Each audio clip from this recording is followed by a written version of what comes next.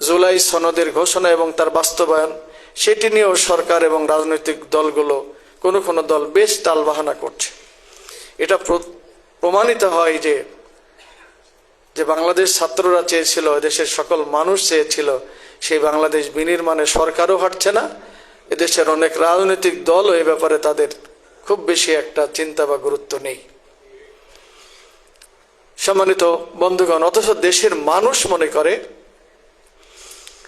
৭১-এর দেশ স্বাধীন হওয়ার পর থেকে বারবার সরকার বদল হয়েছে, নেতা নেত্রীর পরিবর্তন হয়েছে, সরকারের পরিবর্তন হয়েছে, কিন্তু এদেশের মানুষের সত্যিকার অর্থে ভাগ্যের কোনো পরিবর্তন হয়নি।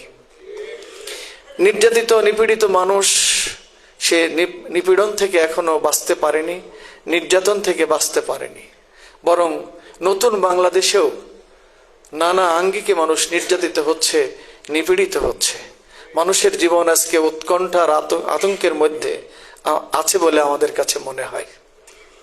তা সেই সময়েই আমরা আজকে এই প্রবন্ধটি জাতির কাছে আনার চেষ্টা করছি, যেখানে দেখানোর চেষ্টা করা হয়েছে যে মুহাম্মদ রাসূলুল্লাহ সাল্লাল্লাহু আলাইহি সাল্লামকে আল্লাহ তাআলা পৃথিবীতে পাঠিয়েছিলেন একটি ইনসাফপূর্ণ সমাজ কায়েমের জন্যে, সকল মানুষের অধিকার প্রতিষ্ঠার একটি সমাজ বিনির্মাণের জন্যে, যেখানে বৈষম্যের কোনো ঠাঁই থাকবে না, যেখানে কেবলই ইনসাফ আর ইনসাফ থাকবে। সেই সমাজ প্রতিষ্ঠার জন্য আল্লাহ রাসূল সাল্লাল্লাহু আলাইহি ওয়াসাল্লাম পৃথিবীতে এসেছিলেন, পাঠানো হয়েছিল তাকে সেই জন্যেই। লাকাদ আরসালনা রুসুলানা বিল বাইয়িনাতি ওয়া আনজালনা মাআহুমুল কিতাবা ওয়াল মিজানা লিয়াকুমান নাসু বিল কিসত। শুধু মুহাম্মদ সাল্লাল্লাহু আলাইহি ওয়াসাল্লাম নয়, গোটা পৃথিবীর সকল নবী এবং রাসূলকে আল্লাহ তাআলা কিতাব, বাইয়িনাত, মিজান দিয়ে প্রেরণ করেছিলেন, যাতে মানুষের মাঝে ইনসাফ প্রতিষ্ঠিত করা যায়। ইনসাফ যেখানে থাকে সেখানে কোনো বৈষম্য থাকতে পারে না। সুতরাং ইনসাফ প্রতিষ্ঠিত হওয়ার মানেই বৈষম্য দূরীভূত হওয়ার কথা। সে কাজটি আল্লাহ রাসূল সাল্লাল্লাহু আলাইহি সাল্লাম আঞ্জাম দেওয়ার জন্য এসেছিলেন। জন্মের পর থেকে তিনি বৈষম্যের বিরুদ্ধে আন্দোলন শুরু করেছিলেন। আমরা যতটুকু জেনেছি, কোথাও কোথাও পড়েছি, আল্লাহ রাসূল সাল্লাল্লাহু আলাইহি সাল্লাম যখন তিনি মা হালিমাতুস সাদিয়া রাদিয়াল্লাহু তাআলা আনহার দুধ পান করেছিলেন, সেখানেও তিনি তার মায়ের একটি স্তন পান করেছেন। রেওয়ায়াতটা কতটা শুদ্ধ আমি নিজেও বলতে পারবো না, তবে বহুবার শুনেছি, কোথাও কোথাও পড়েছি। যদি এটা আমরা সত্য ধরে নেই, আল্লাহ রাসূল সাল্লাল্লাহু আলাইহি সাল্লামের আচরণটি ছিল সাম্যের পক্ষে, বৈষম্যের বিপক্ষে, সাম্যের পক্ষে ছিল।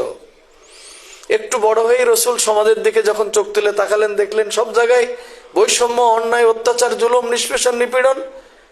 নবুয়ত পান নাই, নবীও হন নাই, সাধারণ জ্ঞানেই তিনি বুঝলেন যে বৈষম্যের বিরুদ্ধে রুখে দাঁড়ানো দরকার, গঠন করলেন হিলফুল। সম্মানিত ভাইরা, তারপরে নবুয়ত পেলেন, শুরু হলো সকল বৈষম্য দূর করে একটি সাম্যের সমাজ এবং রাষ্ট্র প্রতিষ্ঠা করার কাজ। সেই কাজ আঞ্জাম দিতে যে রাসূলুল্লাহ সাল্লাল্লাহু আলাইহি সাল্লাম তার নিজের মাতৃভূমি মক্কায় 13 বছর চেষ্টা করেছেন। এই 13 বছরের প্রচেষ্টায় কিছু মানুষ রাসূলের সঙ্গে হয়েছে বটেই, কিন্তু যে জন্য আল্লাহ রাসূলকে পাঠানো হয়েছিল পৃথিবীতে, বৈষম্য দূর করে একটি সাম্যের সমাজ এবং রাষ্ট্র প্রতিষ্ঠা করা, সমাজের সর্বত্র ইনসাফ প্রতিষ্ঠিত করা, 13 বছরে সে কাজটি মোটেও সম্ভব হয়েছিল না। মহান আল্লাহ সুবহানাহু ওয়া তাআলা রাসূলের মালিক এবং প্রভু, তিনি বললেন, তুমি এবার আমার কাছে দোয়া করো, অকুর রব্বি আদখিলনি মুদখালা সিদকিন ওয়া আখরিজনি মুখরাজা সিদকিন ওয়াজআলনি মিন লাদুনকা সুলতানান নাসিরা। মুহাম্মদ সাল্লাল্লাহু আলাইহি ওয়াসাল্লাম বলে আল্লাহর কাছে দোয়া করলেন যে আল্লাহ, তুমি আমাকে যেখান থেকে বের করো আমি যেন সত্য এবং ন্যায় সহ বের হতে পারি, যেখানে নিয়ে যাও আমি সত্য ন্যায় সহ যেতে পারি। আর তুমি আমাকে যে জন্য পৃথিবীতে পাঠিয়েছো, ইনসাফ প্রতিষ্ঠা আর বৈষম্য দূর করার জন্য, সেই ইনসাফ পূর্ণ বৈষম্যহীন একটি কাঙ্ক্ষিত মানবিক রাষ্ট্র গঠনে তুমি আমাকে সাহায্য করো। সুবহানাল্লাহি বিহামদিহি। আল্লাহ রাসূল দোয়া করলেন, তাআলা তার দোয়া কবুল করলেন। রসুলকে মক্কা থেকে মদিনায় নিয়ে যাওয়া হলো। রসুলের নেতৃত্বে একটি ইসলামী রাষ্ট্রর ভিত রচিত হলো, মদিনা ইসলামী রাষ্ট্র। সম্মানিত ভাইরা, সেই মদিনা ইসলামী রাষ্ট্র গঠন করেই সেখানে সাম্য প্রতিষ্ঠা করা সম্ভব হয়নি। এই জন্য রসুলকে লড়াই করতে হয়েছে, যুদ্ধ করতে হয়েছে। আজকের প্রবন্ধ এসেছে আল্লাহ রসুলের জীবনে 81টি যুদ্ধ করতে, যার 27টিতে স্বয়ং আল্লাহ রসুলকে নেতৃত্ব দিতে হয়েছে, সেনাপতির দায়িত্ব দিতে হয়েছে। কেন? একটি ইসলামী রাষ্ট্র প্রতিষ্ঠিত হয়েছে, কোরআন সুন্নাহর অনেক আইনই সেখানে চালু হয়েছে, তারপরে যুদ্ধের কি প্রয়োজন? সম্মানিত ভাইরা, যুদ্ধের প্রয়োজন তখনও ছিল।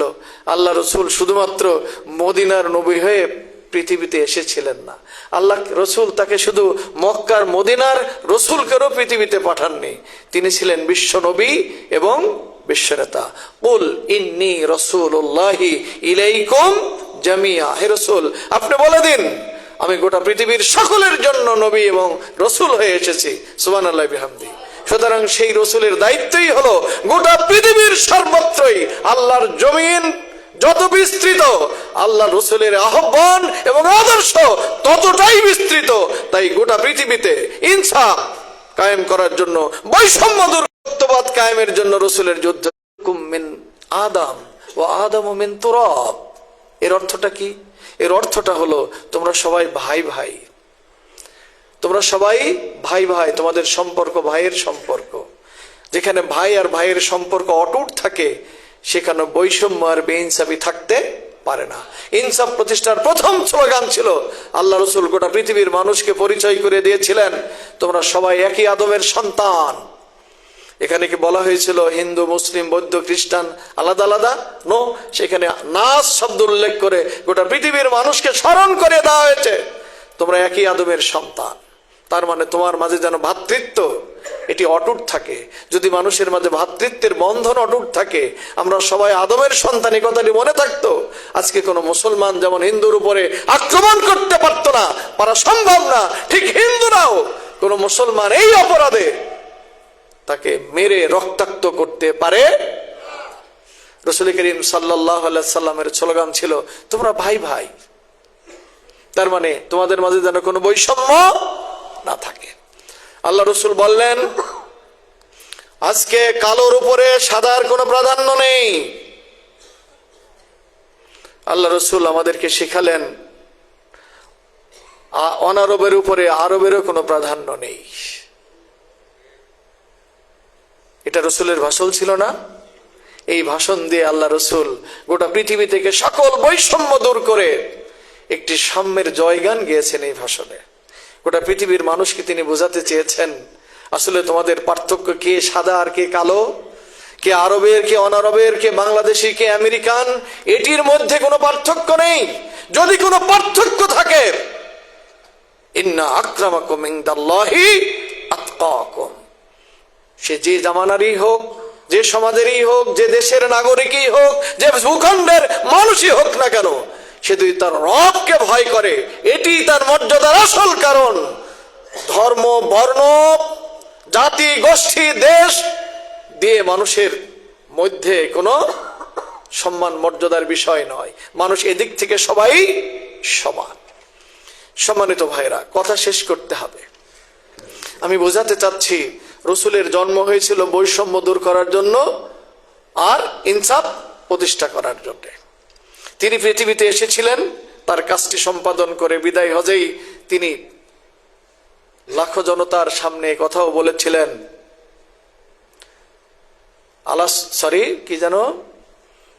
আমি কি আমার দায়িত্ব পালন করতে পেরেছি? আল্লাহ রসুল বলেছিলেন আমি কি আমার দায়িত্ব পালন করতে পেরেছি? অযুত কণ্ঠে সেদিন ঘোষিত হয়েছিল অবশ্যই আপনি আপনার দায়িত্ব পালন করেছেন। কি দায়িত্ব? ইনসাফ প্রতিষ্ঠার দায়িত্ব, বৈষম্য দূর করার দায়িত্ব। অর্থাৎ আল্লাহ রসুল তার নেতৃত্বে পৃথিবী থেকে সকল অন্যায় অত্যাচার জুলুম নিষ্পেষণ নিপীড়ন সকল বৈষম্য দূর করে একটি ইনসাফের পৃথিবী রেখে দুনিয়ার বুক থেকে বিদায় নিয়েছিলেন। কিভাবে সম্ভব হয়েছিল? সম্মানিত ভাইরা, সেটি সম্ভব হয়েছিল আল্লাহর বিধানের মাধ্যমে, সেটি সম্ভব হয়েছিল ওহীর জ্ঞানের মাধ্যমে। তাই আজকের এই সেমিনার থেকে আমি সুস্পষ্ট বলতে চাই, আমরা নতুন বাংলাদেশে যারা বসবাস করছি, যারা হৃদয়ে লালন করছি আমাদের দেশটি একটি সাম্যের দেশ হোক, যারা আমরা স্বপ্ন দেখছি আমাদের বাংলাদেশটা একটা মানবিক বাংলাদেশ হোক, সেই মানুষগুলোকে অবশ্যই মানবিক বাংলাদেশ আর সাম্যের বাংলাদেশ যদি প্রতিষ্ঠিত করতে হয়, তাহলে অবশ্যই এখানে আল্লাহর ওহীর জ্ঞানের ভিত্তিতে এই দেশ এবং রাষ্ট্রকে পরিচালনার কোনো বিকল্প নেই। ঠিকটা বেটি? কারণ আমরা দেখেছি পৃথিবীতে মানুষের দর্শন, মানুষের দফা, এ দিয়ে কোনোদিনই মানুষের মুক্তি তো হয়নি, বরং মানুষের রফা শেষ হয়েছে। তাই আজকের স্লোগান হোক, যদি সত্যি আমরা শান্তির দেশ চাই, যদি নিরাপত্তার দেশ চাই, মানবিক বাংলাদেশ চাই, বৈষম্যহীন বাংলাদেশ চাই, তাহলে অবশ্যই এ বাংলাদেশে কোরআন এবং সুন্নাহ রাসূলের আদর্শ দিয়েই পরিচালিত করতে হবে। এর বিকল্প কোনো রাস্তা আমাদের সামনে খোলা। আমি স্মরণ করায় দিতে চাই, এই বৈষম্য বিরোধী আন্দোলন করতে যে যারা প্রিয় ভাইরা আহত হয়েছ, তোমরা হাত হারিয়েছ, চোখ হারিয়েছ, তোমাদের দেহের অঙ্গ হারিয়েছ, তোমরা এখনো জীবিত আছো, যারা শহীদ হয়ে চলে গেছে ওরা তো গেছেই। আমরা তোমাদেরকে বলতে চাই, তোমাদের সাথীদেরকে স্মরণ করে দিতে চাই, তোমাদের স্বপ্ন, ভিশন আর মিশন যদি এটিই হয়, আমরা বৈষম্যের বাংলাদেশ চাই, আমরা জাস্টিস চাই, আমরা দিল্লির আধিপত্য থেকে মুক্ত হয়ে নিজের দেশ নিজেরা পরিচালনা করতে চাই, তাহলে তোমাদেরকে সিদ্ধান্ত নিতে হবে আল্লাহর আইনের ভিত্তিতে, রাসূলের আদর্শের ভিত্তিতে আগামী দিন এই বাংলাদেশ পরিচালনা করতে হবে। এই সিদ্ধান্ত তোমাদেরকে নিতে হবে। আমরা তোমাদের সাথে ছিলাম, আমরা তোমাদের সাথে আছি। আমরা মনে করি আমরা আর তোমরা যদি আমাদের স্বপ্ন বাস্তবায়নে এগিয়ে যাই, রাসূলের সুন্নাহকে লালন করি, ধারণ করি, ইনশাআল্লাহ টুডে অর টুমরো এই বাংলাদেশ একটি মানবিক সাম্যের বাংলাদেশ হবে ইনশাআল্লাহ। কেউ রুখতে পারবে না। প্রয়োজন হবে, প্রয়োজন যদি হয় আরেকটি বিপ্লবের, প্রয়োজন যদি হয় আরেকটি যুদ্ধের, প্রয়োজন যদি হয় আরেকটি গণ অভ্যুত্থানের, আপনারা কি তার জন্য প্রস্তুত আছেন?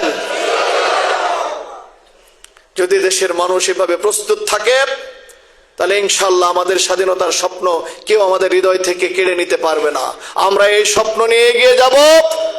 আন্দোলনের প্রয়োজন হলে আন্দোলন করব, তবুও বাংলাদেশকে আমরা একটি বৈষম্যহীন মানবিক বাংলাদেশ হিসাবে দেখতে চাই।